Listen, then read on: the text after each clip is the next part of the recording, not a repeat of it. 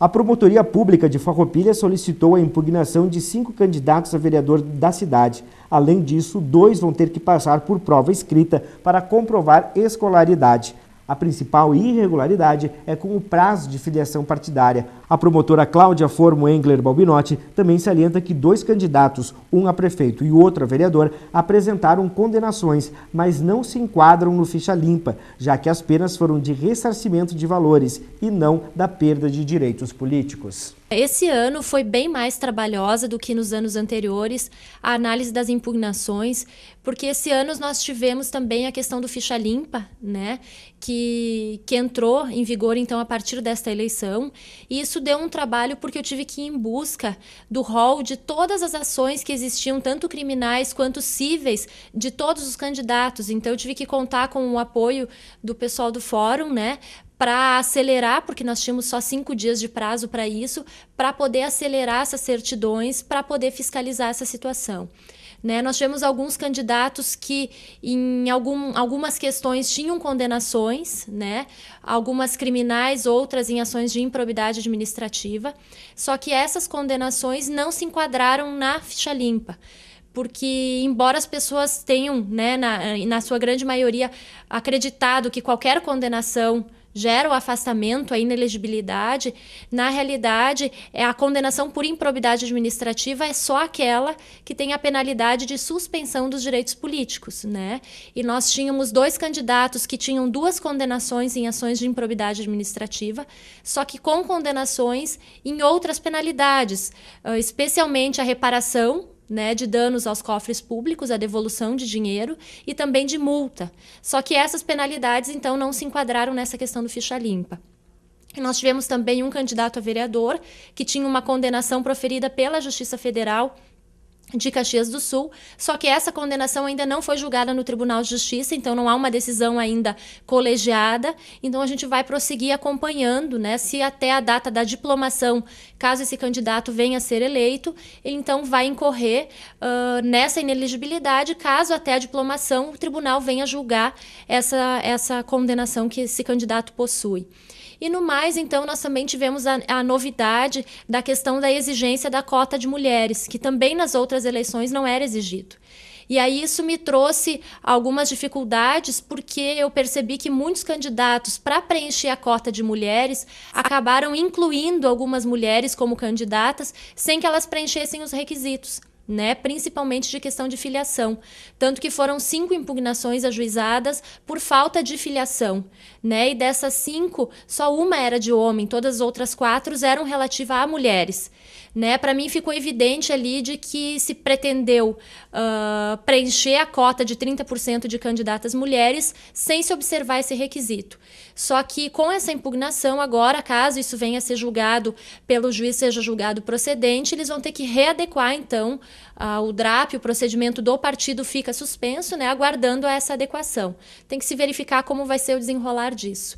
E também eu fiz um pedido de 2 testes, né, de alfabetização, porque de 2 candidatos eles não apresentaram comprovante, né, de que são alfabetizados, se submeteram então a preencher uma declaração em cartório, e essas declarações me deixaram em dúvida se essas pessoas são ou não escolarizadas, né? Por exemplo, um dos candidatos conseguiu preencher a declaração de escolaridade, dizer que tinha até tal série de ensino fundamental, mas na segunda pergunta, que era por que você quis concorrer a vereador, ele simplesmente respondeu numericamente embaixo 2012. Isso me deixou em dúvida se ele conseguiu realmente interpretar e entender qual era a pergunta. Então, nessa questão, eu pedi um teste de escolaridade e também numa outra situação de que esse teste que a pessoa, essa declaração que foi firmada estava completamente inelegível, né? Então, nessas situações, então, semana que vem vai ser aplicado um teste para esses 2 candidatos, onde eles têm que comprovar que sabem ler e escrever. Então, até o momento, são 7 candidatos a vereadores que foram solicitados ou impugnação ou teste aí para provar a questão que não é analfabeto. Sim, e daí os processos dessas coligações e desses partidos fica também em suspenso, aguardando então o preenchimento das condições desses candidatos.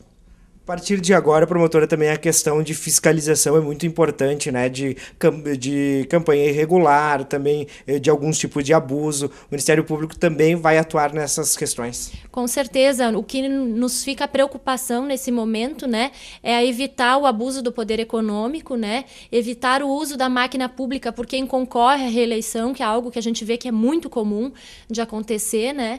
Então, fica essa preocupação agora de fiscalizar e de acompanhar principalmente isso, e também a questão da própria propaganda irregular, né, que já entrou a partir da semana passada.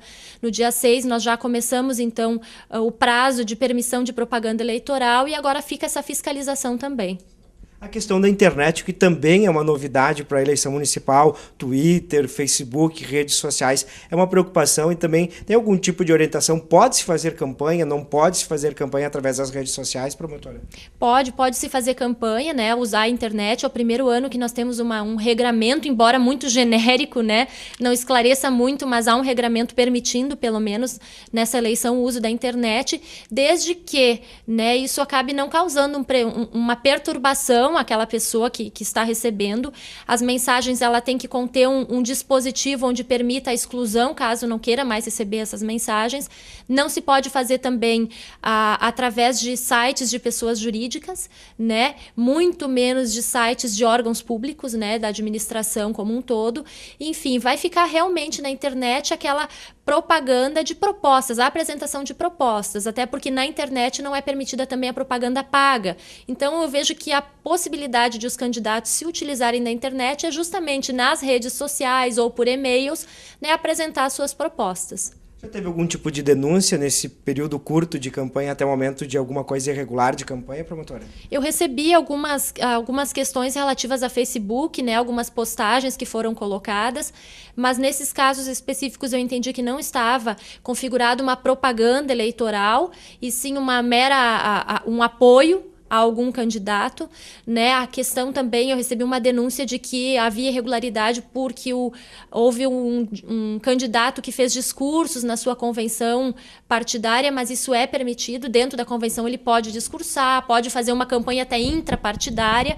Então eu entendi que aquelas propagandas eram para a convenção, né? E o discurso também na convenção, e não configurou, então, nenhuma irregularidade, né, que eu tenha apurado nesse sentido. A comunidade, a população também pode auxiliar nessa fiscalização? Pode e deve, né? Eu acho que a comunidade, as pessoas têm que conhecer, né, a legislação, até para poder conferir, porque eu acho que se um candidato ele já quer concorrer descumprindo a legislação, descumprindo as normas, que tipo de candidato é esse que vai nos apresentar, o que ele vai nos apresentar posteriormente quando ele tiver que elaborar as leis, né, e fiscalizar o emprego dessas leis. Então, eu acho que compete à população ficar de olho nessa situação, conhecer os seus direitos, conhecer bem os candidatos, e também essa própria questão do ficha limpa, né? Eu acho que muitos candidatos não entraram nessa questão do ficha limpa por essa questão da falta de suspensão dos direitos políticos, mas eu acho que a população tem que se informar quais foram as condenações, né?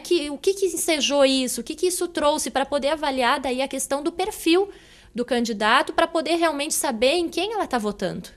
Para a gente encerrar, promotora, esses 7 casos, os 5 que foram já pedido anulação, depende agora de uma decisão da juíza eleitoral. Sim, está com a juíza eleitoral, tanto a questão dos testes quanto a questão das impugnações por falta de filiação partidária. Está com ela agora para decidir, né? Eu não sei qual é o encaminhamento que vai ser dado a partir disso.